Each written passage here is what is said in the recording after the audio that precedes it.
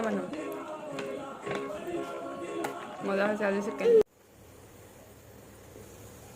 এইফালে বনাইছোঁ মালপোৱা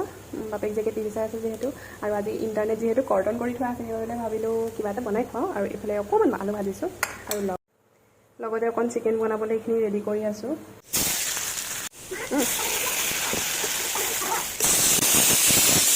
কি হৈছে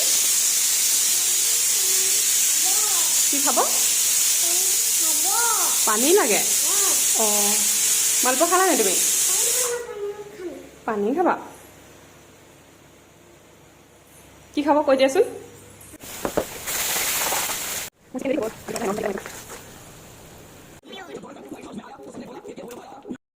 নিজৰ ৰিভিউ নিজে দিয়া মানুহ মজা হৈছে আজি চিকেন